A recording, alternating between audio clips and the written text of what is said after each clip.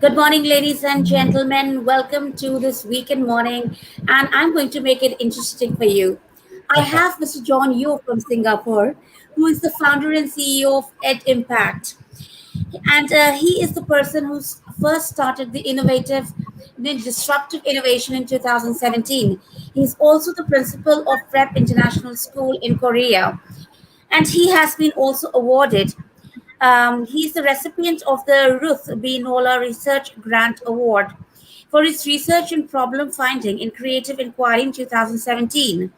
So, this annual award by the US Creative Education Foundation supports emerging paradigm shift research with high potential for impact in the field of creativity. So I think you must have understood what this topic would be related to. Yes, it's something related to, again, innovation in education, which is transdisciplinary learning for 21st century teaching skills. Um, John, welcome to our show. And yes, of course, people know you. You have been associated with us for a very long time, and you have just been one of our keynote speakers at the Ed Leadership. So, welcome once again, and the stage is all yours. Hello, hello. Hi, everyone. You. Right. It's good to see you again. And hi, India. My heartfelt hope that the current situation in India would get better. Where there's hope, there's a better tomorrow. Where there is vision, there is perspiration. No. Where there's vision, there is something that we can look forward to. And that's what we call as faith. In the work that I do in creativity, very oftentimes we look at faith as something that you can't teach for, you can't train for, or you can't even inculcate in education because people look at faith from a perspective of faith as a religion. Today, we look at education from a transdisciplinary standpoint. And transdisciplinary means literally just coming close up front and looking at it in the face and says, what can I teach that isn't always present in our curriculum? In our curriculum that we talk about ability for students to be cognitively engaged. We talk about students being able to develop character and citizenship and values. And to me, these are all important in the development of every child. But holistic education today, especially in times like this, really requires us to reframe and reconsider how we look at the world changing. Oh, my friends, we look at the world changing today and we see the world is VUCA. No, VUCA is not vodka. It's not alcohol. VUCA means volatile. VUCA means complex. VUCA means ambiguous. VUCA means uncertain. That's the VUCA world that we live in. Isn't it so true that day in, day out, we read of the news in India, and that in India right now, people are struggling, that there's not enough oxygen to go around, and the hospital beds are all full. Oh, my friends, this brings sad news, but at the same time, it requires us to rethink about how education needs to re-educate the way that we design curriculum. And that's why I talked about faith. And this is why the curriculum that we design here in Ed Impact makes that difference. Because a holistic curriculum isn't just about learning math, science, technology, English, our mother tongue, Hindi, Tamil. No, it's more than that. It's more than just looking at geography, history, and social studies. It is about learning about ourselves. And that's why transdisciplinary is not even inter. It's not even inter. It is trans. Yeah? And when we talk about transdisciplinary, the wheels are moving so much so that we require people to re-examine ourselves in times like this and say, where is the world going to be like tomorrow?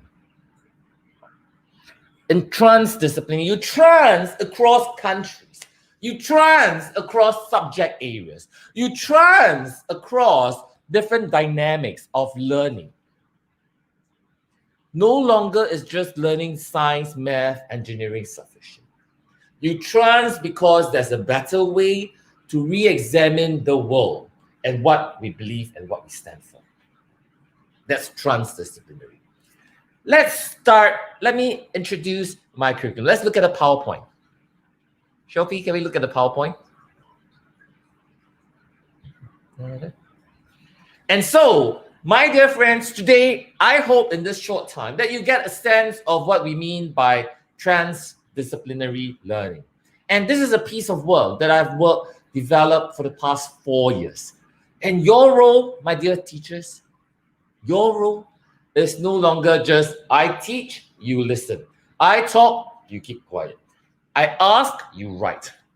I give you a test, you score marks. Oh, no. Your role is a coach. Because we are teaching children on the journey of living and being. That to me is essential.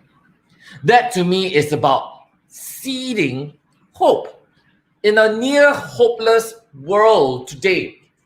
Hey, we are not throwing away science, English, math, Hindi, Tamil, social studies. No, we're not throwing them away. But we're talking about how all of these learning would make that difference for tomorrow. Not just for today, but for tomorrow. And even in today, how students learn, why students learn, and what students learn needs to change as well. Let's look at the next slide.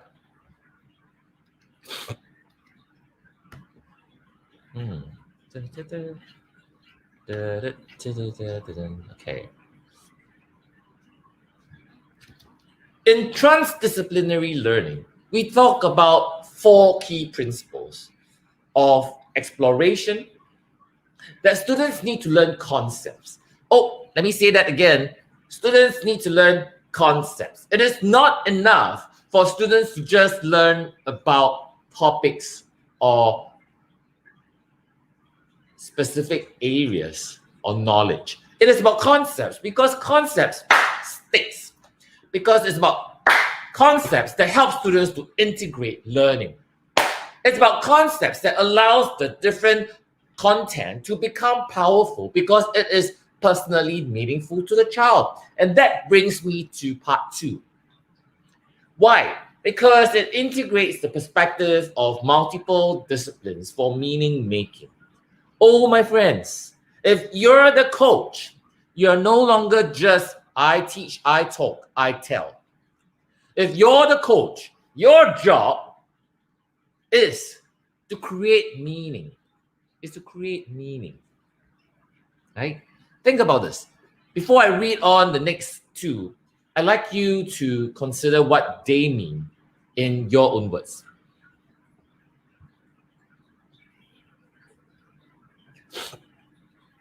What do you think are the importance of all 4 dimensions?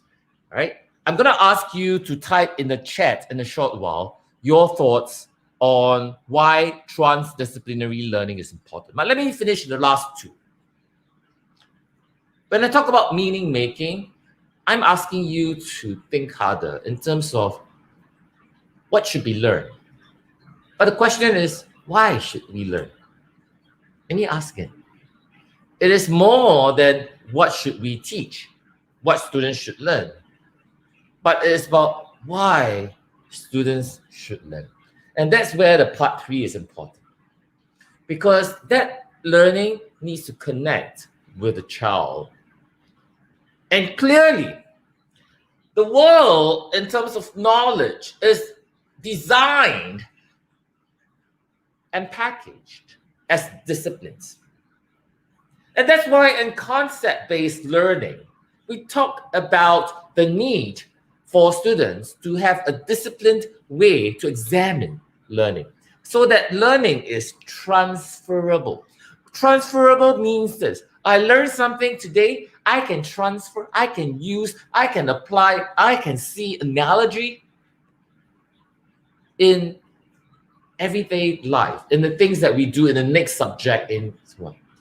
Please, I'd like you now to take 30 seconds to read the 4 key principles and type in the chat, please.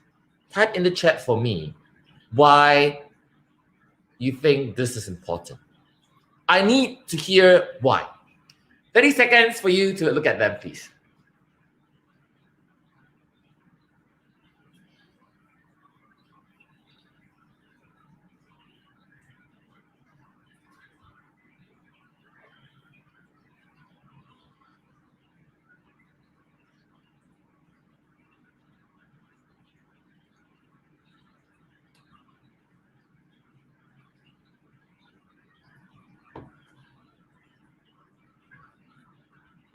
Ten, 9, 8, 7, 6, 5, 4, 3, 2, 1.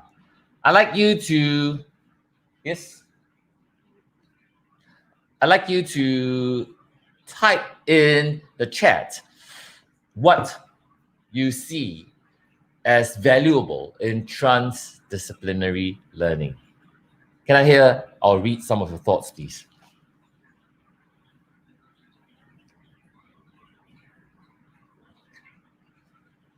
If you're struggling, one of the things that I would do is this. Of the 4 principles, what are the keywords? What are the keywords? Authentic exploration of relevant concepts, issues, or problems. I talk about concepts, but hey, I also need to talk about problems because the problems around us is a lot. Hey, my friends, as we look at India today, you say, wow, oh dear Lord, India's COVID cases has gone so high, we are scared. Concepts, biology. Concepts, medicine, right? Entomology. Concepts, pharmaceutical science. But hey, problems and concepts interlink, affords us to consider the social dimension of learning. That understanding that there is not enough. There's not enough hospital bed. There is not enough regulation to change or to make sure that our citizens in India are safe. Those aren't just head knowledge. Those requires us to take action and say, what can we do? How can we do better? What are the current resources right now? That's why part 2, right? That's why part 2. Because part 2 is about meaning making. And meaning making here in Singapore, it is about understanding people's needs. It's about empathy. It's about bringing perspective together. So therefore, from an engineering perspective, I will look at land design and I'll say, in this town hall, where are the affordable places? Where are the situations where the different crossroads come together? In meaning making, we're talking about the need to recognize that people are desperate, that in desperation, we truly require us to reconsider the world out there and say, where can India now, within the town halls or within the different places, reach out to the region for help? It's about lives lost, for goodness sake. And that's where urgency comes in part 3. Today, this seminar would just be a waste of your time. I say again, today, this seminar would just be a waste of your time if you leave this seminar wondering, so what can I do differently tomorrow as a teacher? Oh, my friend, I started this asking you to be a coach. A coach requires renewal of unlearning and learning for yourself. It would have been a meaningful webinar for you if, and only if, you start to apply what you hear from me and say, how would I make my community a safer community? How would I volunteer my resources to help to redesign a better way to manage COVID, be it my family, my neighbors, my community, my town. There clearly needs to be a better way of dealing some of these issues as well. And that's where transfer of learning happens. Because when we talk about transfer, we're talking about you recognizing that it is more than just head knowledge. Yeah. It is about you recognizing that there is some action that we can do and you want to do. That's why transdisciplinary learning. It is not just about transferring of science to math or science technology to engineering. It's more than that. It is about the heart, the mind, and the hands. That is cognition. That's effective holistic renewal, and there's action. And that's the kind of curriculum that we need to talk about in 21st century, because this world is just VUCA, volatile, ambiguous, complex, and uncertain. And that's why I spoke about the need for hope at the start. I can't read any of your comments. I'm not sure why. So I wanted you very much to draw a flying horse, right? But because I can't see what you do, in creativity, which is an area that I focus, we talk about the ability to imagine possibilities. That's what transdisciplinary learning is. That you're able to take what you learn, make meaning of that, and allow your textbooks to come alive, to allow teachers to play that role to open the lids of students' mind, for allowing students themselves to be actively pursuing something that's meaningful for them. Oh, my friends, in today's world with YouTube, with TikTok, with so many other things, technology is everywhere. If teachers just talk, if students just listen, the attention span has got so small. I wonder whether they really are listening to you or they're thinking about what they can do outside the class. This, my friend, this is what learning looks like. When I ask you to draw a flying horse, I really am asking you to reconsider how the horse itself is dynamic. That flight as a concept isn't just about wings. Oh, if you're still stuck with a flying horse, with a horse shape, and with wings, hey. The magic ball tells me that your flying horse perhaps looks like this. A horse has a tail, the horse has 4 legs, and a hoof. Hey, it looks like my magic pony, right? Oops, sorry. The horse has a very handsome mane, just like Snow White, and the 7 dwarfs and the little prince comes along. I took off the face, the eyes. This doesn't look like a horse. This looks more like a unicorn. Hey, but people say, hey, unicorns can fly, right? What about a horse with wings? That probably looks like your horse, isn't it? Okay, let's put in the nose, the hooves. But what if your horse has more than just wings for flight? What if your horse has little, I don't know what you call that, but in James Bond, what if your horse can impulse engine to take off? What if, hang on. What if, to a child's mind, a horse is horsing around? And when we talk about horsing around, what if the tail can become a propeller? Woo! Or what if the child looks at parachute and understands parachute as a medium of flight?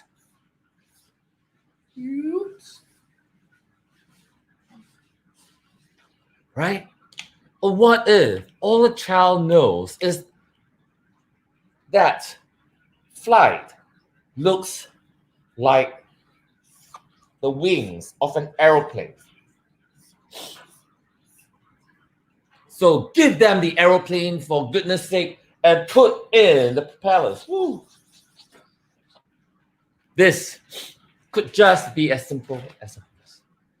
But what if to a child, a flying horse is more futuristic?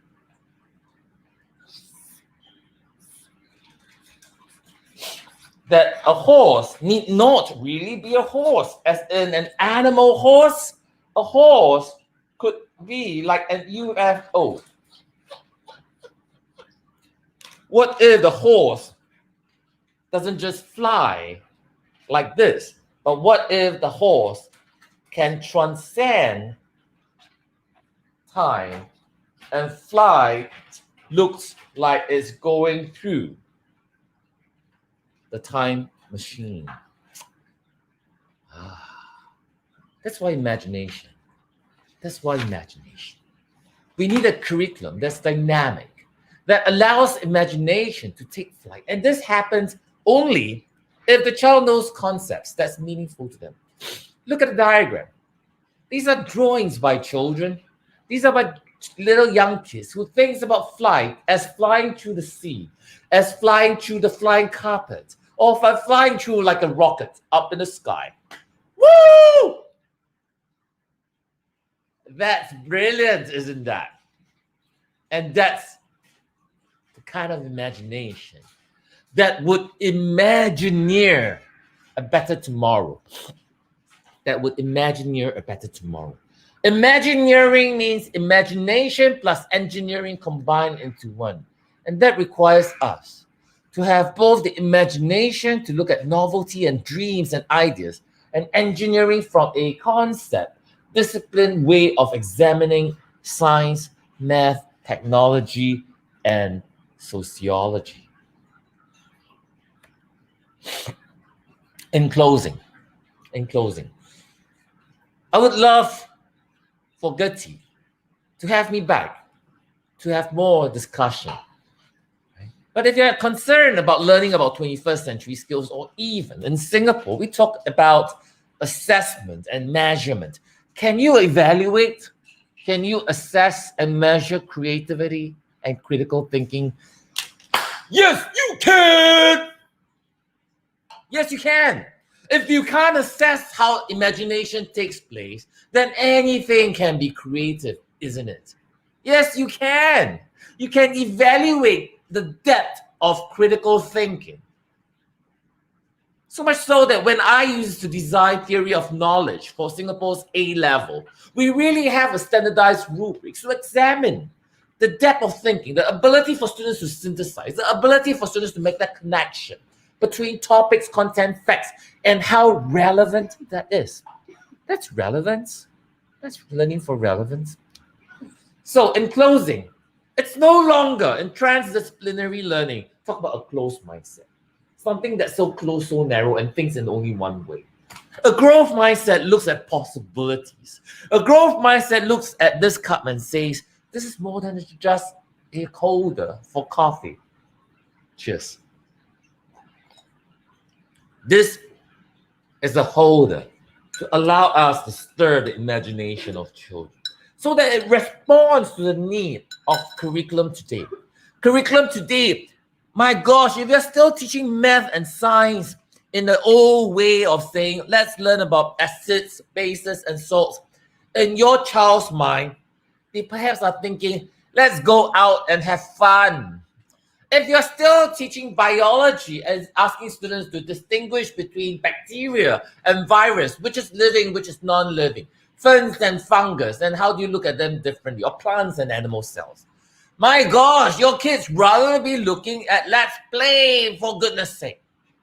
If you're looking at just medicine from a curative point of view, then as medical doctors or practitioners, I say shame on you, because you'll be looking at what do I have?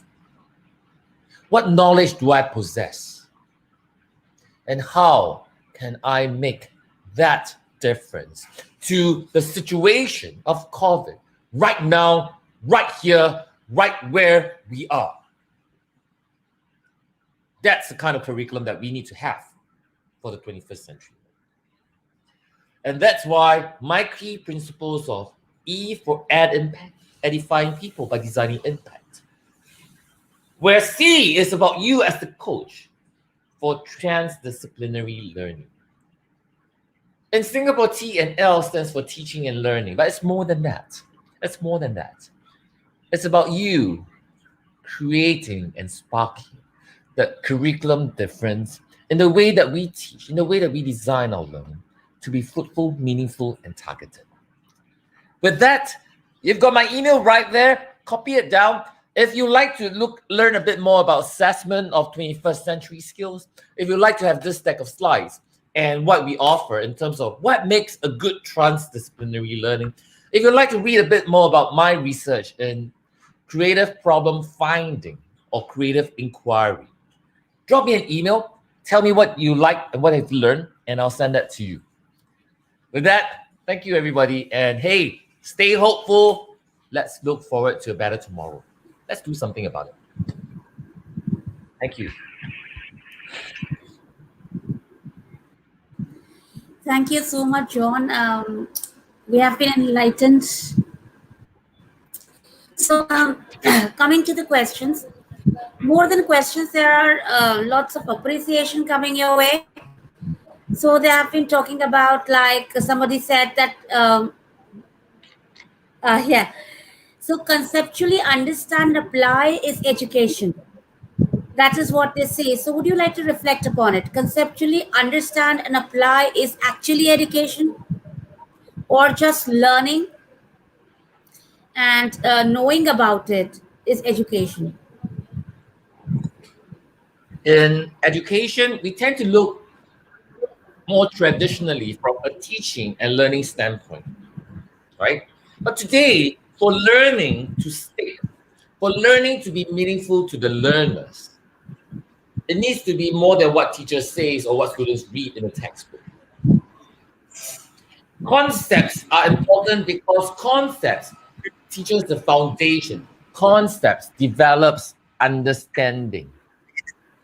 And that's why in the US, we have theories and frameworks like teaching for understanding or understanding by design, right? Because they give a glimpse of how can we teach or harness students' understanding of concepts, right? And that's why it's important that sometimes when we teach about concepts, you require more than just content, because content is about reading facts, memorizing and knowing them.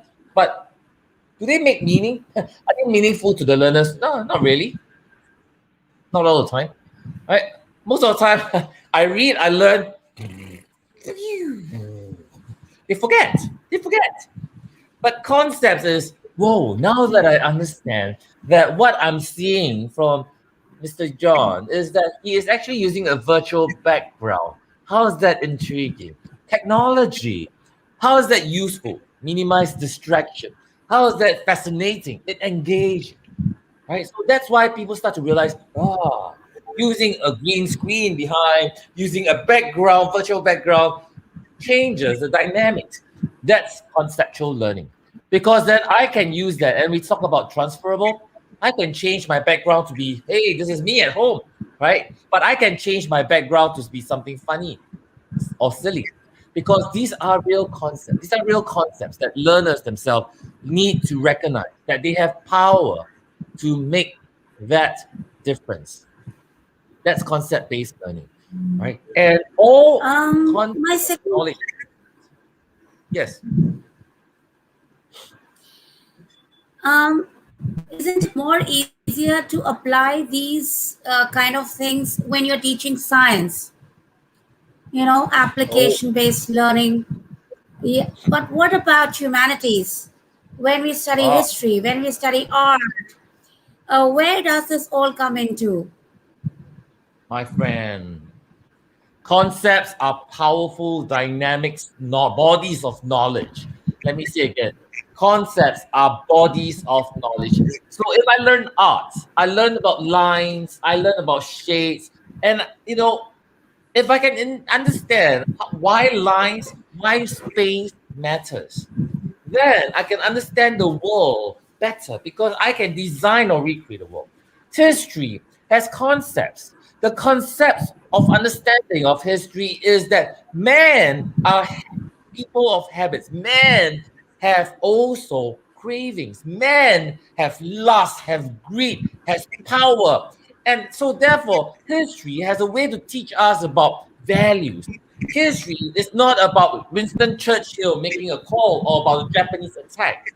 History is about recognizing that all through man's evolution, progression, innovation are the drivers of modernization. But along the way, so understanding these concepts help us then to see the relevance and the application. Woo, is powerful because understanding that from social studies, understanding that from a geography. Hey, look, even geography has concepts. How we do urban design, how we do urban or rural design, how we talk about agriculture. Those are concepts because agriculture plantations talks about now and present. What if I can design a better plantation for tomorrow using technology? What if no longer do we depend on just horses and cows and buffaloes to help us to till the land? Those are concepts.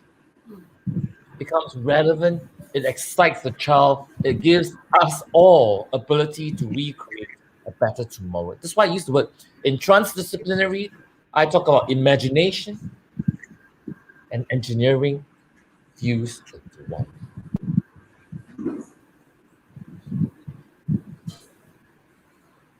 Here's a question for you.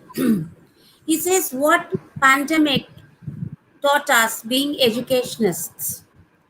What has it actually taught us? Just, I mean, not just that. I think what it has taught me as an educationist is that teaching can just be like till now. I mean, we believe that children have to come to school Yep. within the four walls of a classroom. You can teach. Beyond that, you cannot call it a school.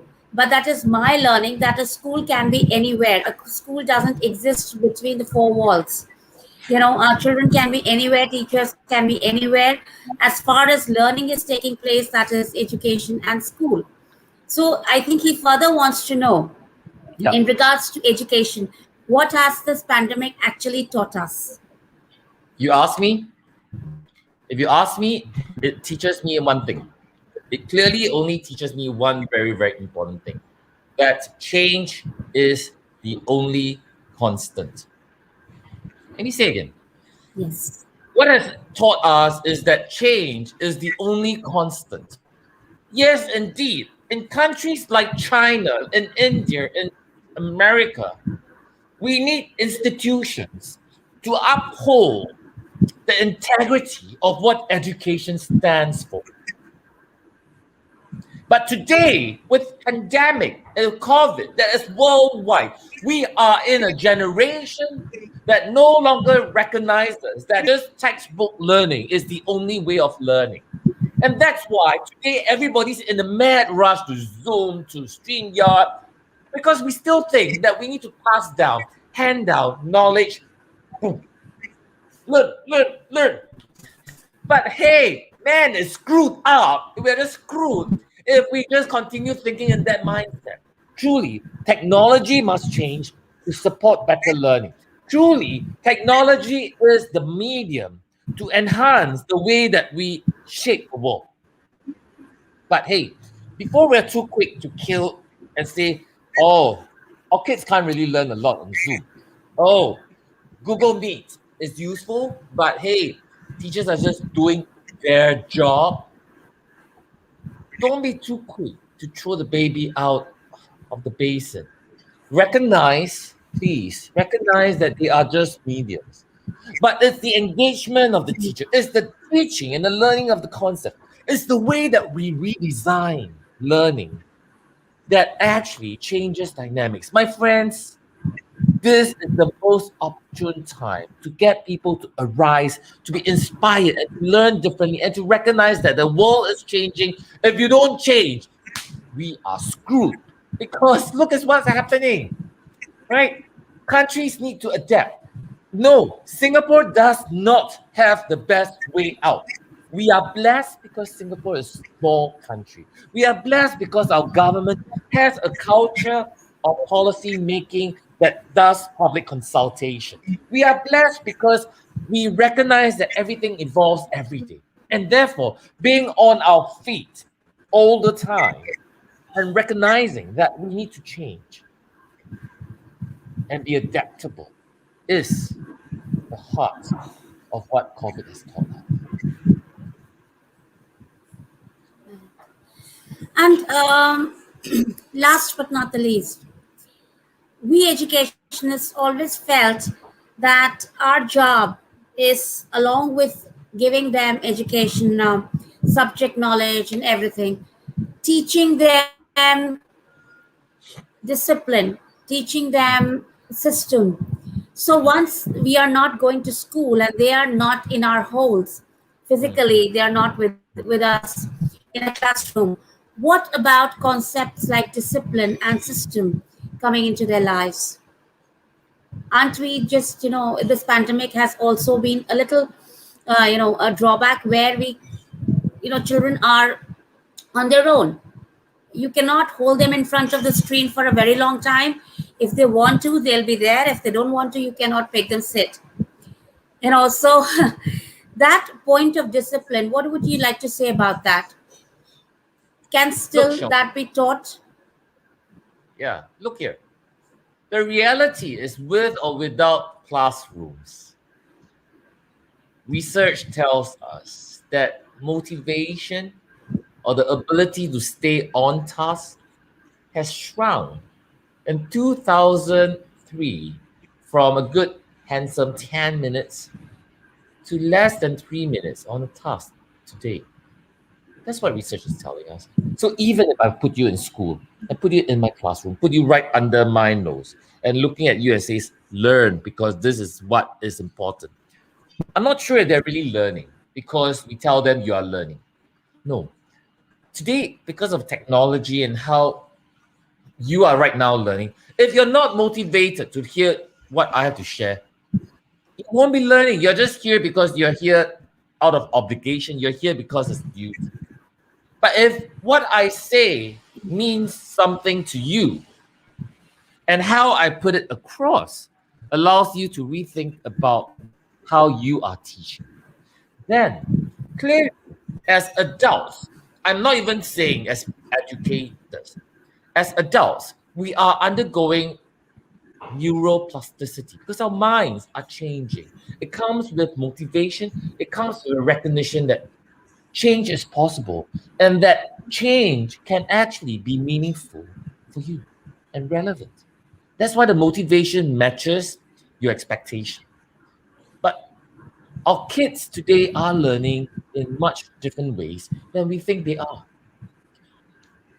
Nothing is stopping us from still being very clear on setting ground rules,